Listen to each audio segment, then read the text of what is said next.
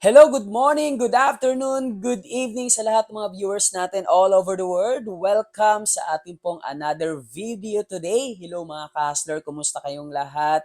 Happy New Year again sa lahat ng mga viewers natin all over the world. And nandito naman po ako sa inyo pong harapan para magbigay ng idea, magbigay ng lesson, magbigay ng motivation at inspiration sa kapwa nating mga Pilipino. So right now guys, malapit na po tayo pumunta sa kalahating buwan ng January kasi ngayon po is January 10. So malapit na po yung January 15. So right now, syempre bago matapos itong araw na to, ay gusto ko pong makapagbahagi uli ng mga kaalaman sa ating po mga ka-viewers. So right now, anyway, sobrang ginaganahan po tayo gumawa ng video, ng motivational or learnings na ma-share po sa inyo kasi nakikita ko po medyo nadadagdagan po yung ating pong subscriber. So hindi man siya ganun kabilis, pero at least may nakikita tayo na improvement. Kaya isang win na yun na nagda-drive sa atin para mas lalong ituloy ito pong ating ginagawa. So right now, my topic is guard your mind. So, ka-hustler, alam mo ba ngayong 2023, kailangan mabantayan talaga natin yung ating kaisipan, yung ating mind. Kasi napaka-importante niyan, yung mindset mo. Kasi lagi mong tandaan, yung mind na yan, yung mindset na meron ka, yan yung magdadala sa'yo sa success at yan din yung magdadala sa'yo sa failure. Yan din yung magdadala sa'yo sa kapahamakan. Kaya nga mas maganda, binabantayan mo. Kasi baka yung takbo ng mind mo, takbo ng isip mo ay sa ikapapahamak mo na pala. Kaya mas maganda na babantayan mo yan. So, paano ba mabantayan? Kasi lagi yung tandaan, mind yan po yung is your battle. Di ba? Grabe po yung battle dyan sa mind natin. So, right now, para mag-guard natin ng maayos yung mind natin, yung mindset natin, yung takbo ng utak natin. Number one, by changing your thoughts or by changing your words. So, importante na dapat mabago mo talaga yung thoughts mo, mabago mo yung words mo.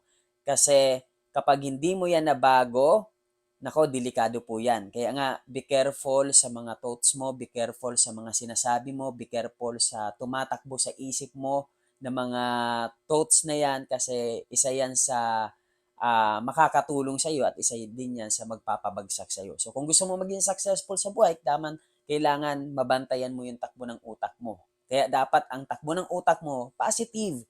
Kumbaga, doon ka lang nakafocus sa silver line, doon ka lang nakafocus sa mga positive na kaisipan. Kasi the moment na puro positive yung tumatakbo sa utak mo, sa mind mo, yun din yung pwede mangyari sa'yo. Yung 100% na mangyayari sa'yo. So, kung ang tinatakbo lagi ng utak mo, kaya ko yan, magiging successful ako dyan, magagawa ko yan, makukuha ko yan, laging positive lang yung tumatakbo sa utak mo, ibig sabihin, maaalagaan mo siya ng maayos. Isa yan sa pag-alaga sa mind. Ayan, so kumakatingin ko.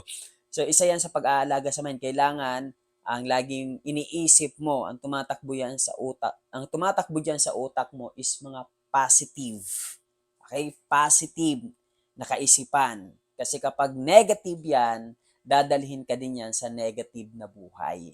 So kung gusto mo maging positive yung buhay mo, gusto mo maging masaya, kailangan yung takbo ng isip mo, yung takbo ng utak mo is positive din. Kaya kung meron ka mga kaisipan or minsan ang tinatakbo ng utak mo ay negative, so maging aware ka dapat dyan. Kailangan palitan mo siya.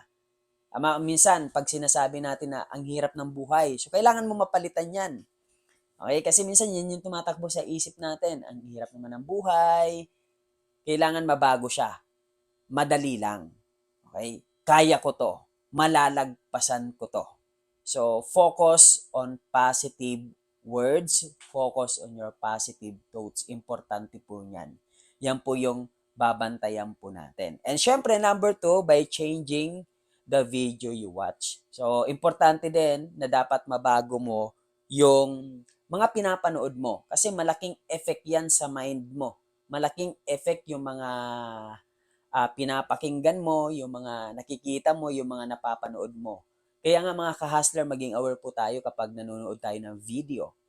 Lalo na sa YouTube kasi ang dami po dyan sa YouTube na mga video na hindi naman makakatulong sa mindset mo. Hindi naman makakabigay ng positibong pag-iisip dyan sa mindset mo. Kaya maging careful ka. Kasi kung ano lagi yung nakikita mo, ano yung pinapanood mo, ano yung napapakinggan mo, yun yung magiging laman ng utak mo, yun yung magiging laman ng mind mo.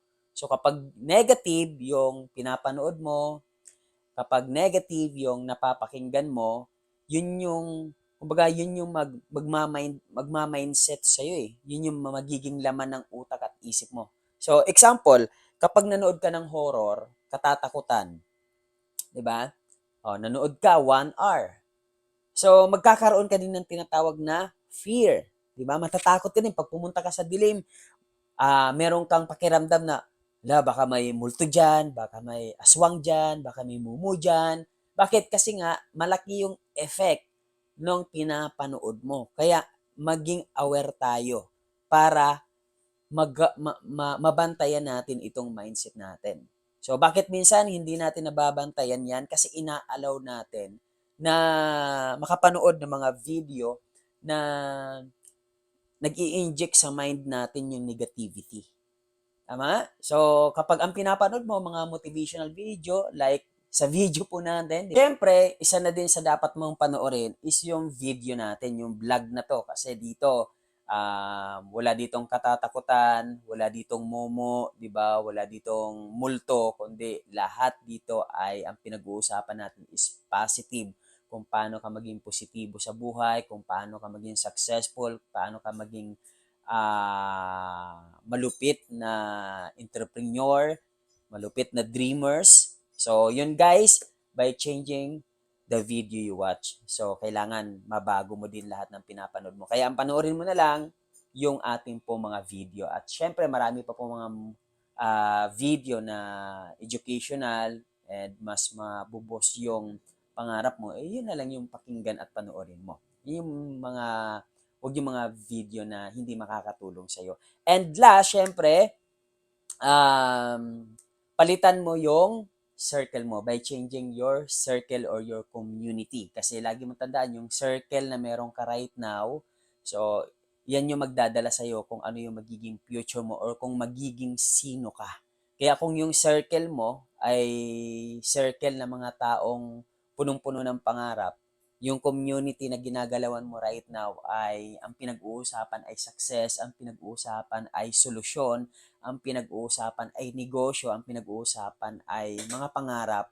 So, ibig sabihin, yun din yung magiging ikaw. Pero kung ang circle of friends mo right now or yung community na meron ka right now ay ang pinag-uusapan ay chismis, di ba, pagiging marites, at utang dito, utang doon, buhay ng may buhay ang pinag-uusapan. So, alam mo na kung saan ka dadalhin yan.